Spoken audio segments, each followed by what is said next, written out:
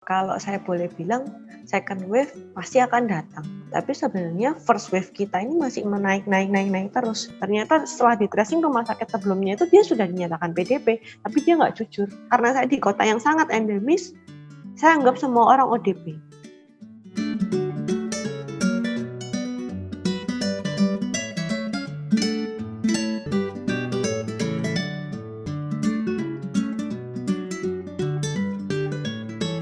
Ini kan udah masuk new normal ya, dokter ya.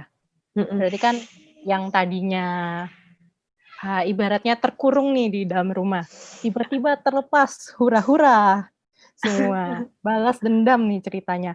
Nah, sebenarnya apa sih itu new normal? Terus apa syaratnya dikatakan sebuah daerah bisa melaksanakan new normal? Jadi new normal ini sebenarnya proses adaptasi kita terhadap pandemi ini, ya kan? Jadi intinya kayak kita masuk ke habit yang baru, ke kebiasaan yang baru, hitungannya kita tetap bisa efektif tapi tanpa mengesampingkan si COVID ini.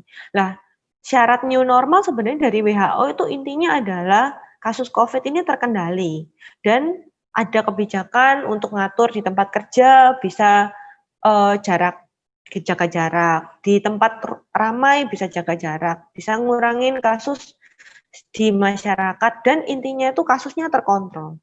Nah, di Indonesia sendiri sebenarnya kasus ini belum terkontrol. Di beberapa daerah angkanya masih terus melaju naik. Bahkan kan seperti yang disebutkan di awal.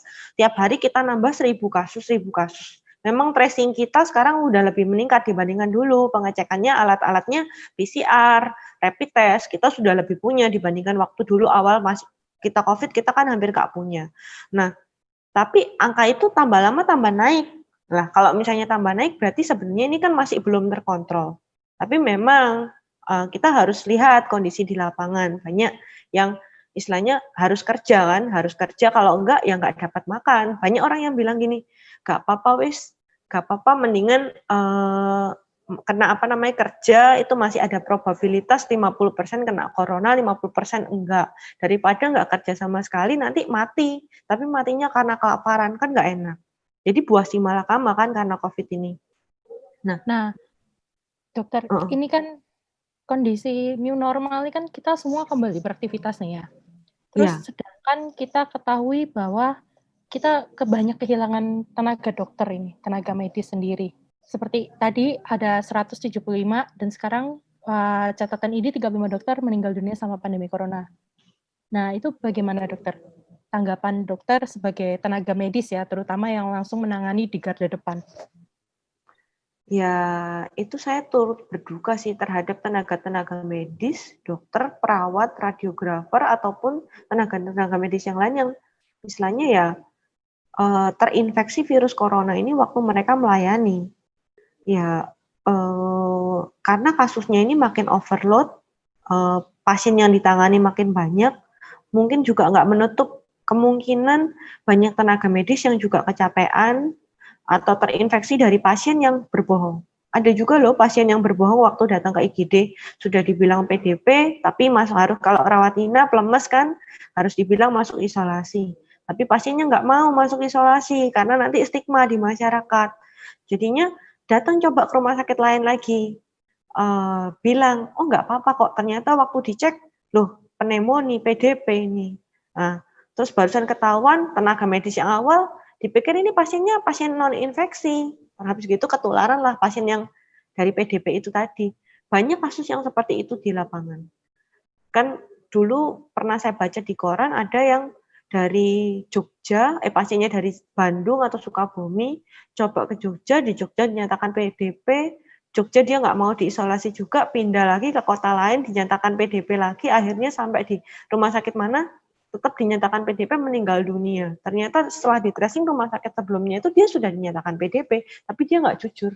Nah, kasus-kasus kayak gini nih yang istilahnya, ayolah kita bantu, maksudnya kami juga bantu kalian kayak gitu kan. Jadi boleh nggak tolong bantu kalau misalnya memang ada yang PDP atau ODP, bilang dari awal supaya kita lebih alert, kalian juga nggak menularkan, yang misalnya pasien-pasien itu nggak menularkan, jadi kita bisa jaga sama-sama. Toh kan rugi kan kalau tenaga medisnya banyak yang gugur, nanti kalau nggak ada yang ngobatin malah mati satu negara kalau kayak gitu kan, sayang. Iya sih dokter, benar. Dan kasus itu juga banyak sih terjadi di daerah-daerah ya, terutama karena stigma masyarakat ya, benar sekali.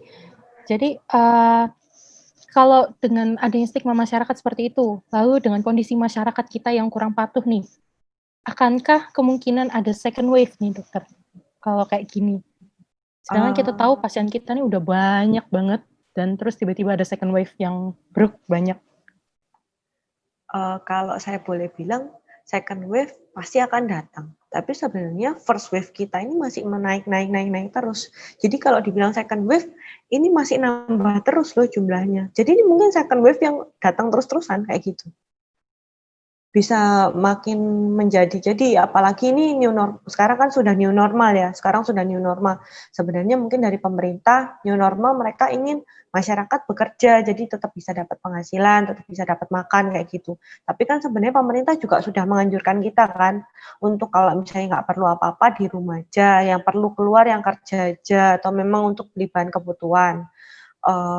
Pakai masker, jaga jarak sama orang, tapi banyak yang nggak patuh kayak gitu.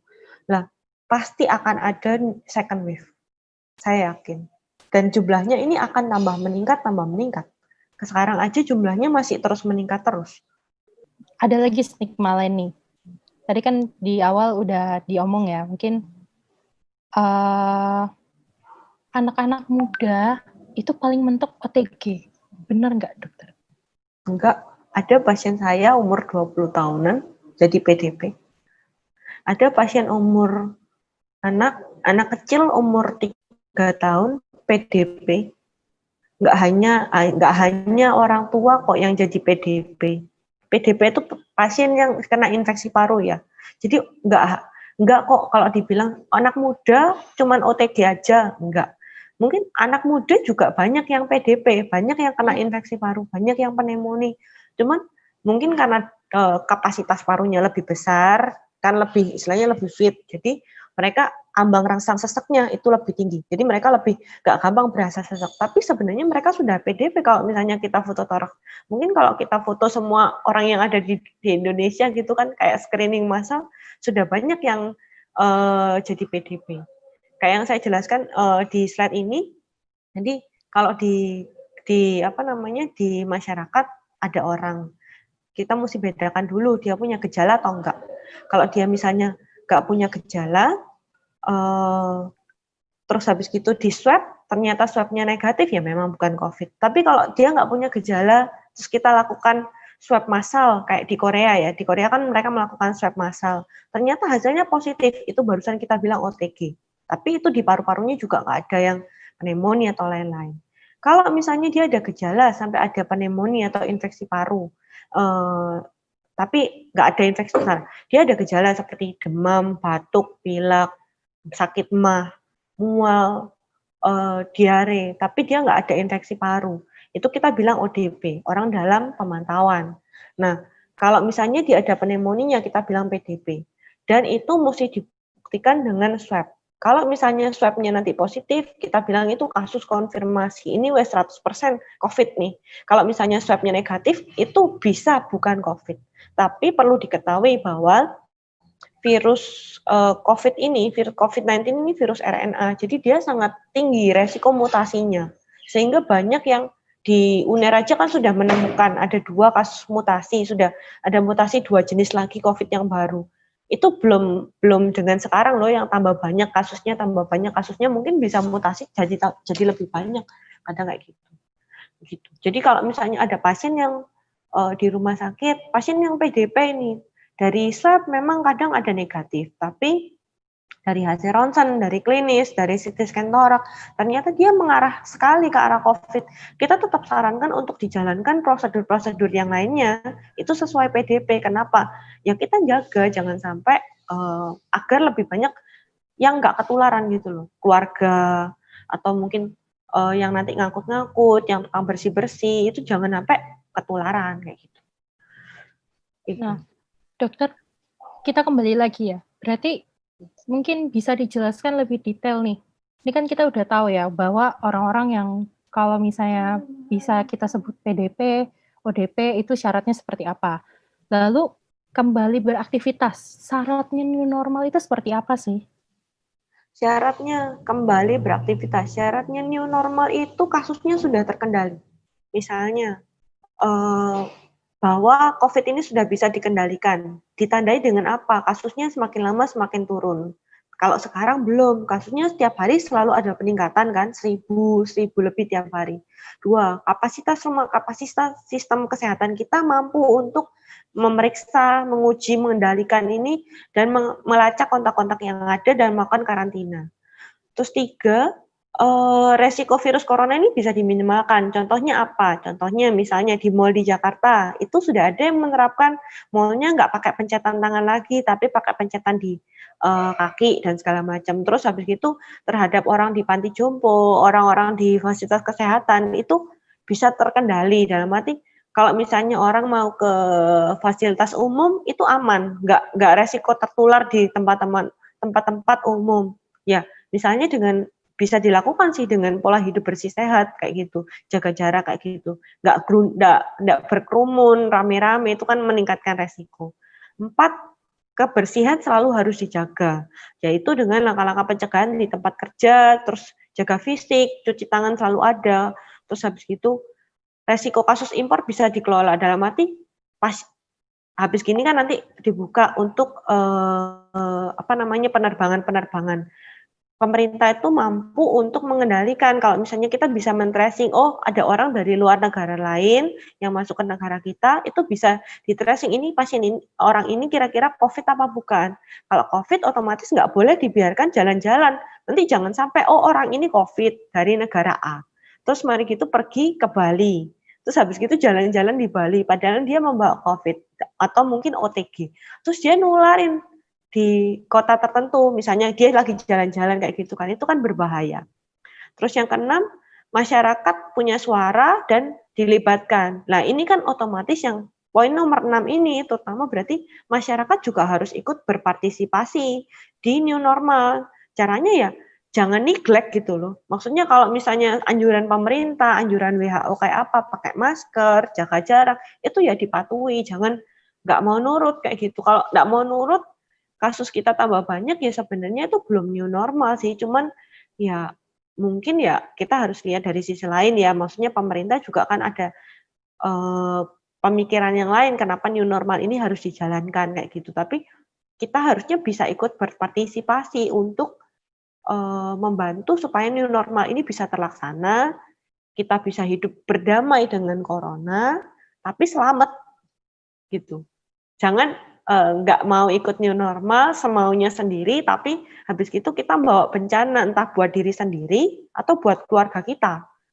Kan kita nggak ada yang tahu siapa OTG, siapa nggak ada yang tahu loh. Apalagi di kota-kota yang endemis, itu nggak ada yang tahu.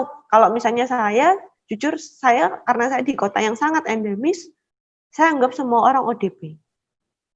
Jadi kalau bisa ya saya pakai masker, saya selalu jaga jarak sama orang, supaya saya nggak nularin orang kayak gitu. Kok bahkan sama orang rumah saya sendiri, saya selalu sudah jangan dekat-dekat daripada nanti kita ketularan satu sama lain kayak gitu. Dexa ini sebenarnya golongan steroid, jadi dia untuk sebagai anti radang. Sesuai anjuran dokter itu golongan steroid memang boleh diberikan, tapi bukan berarti oh dengan minum Dexa COVID bisa sembuh.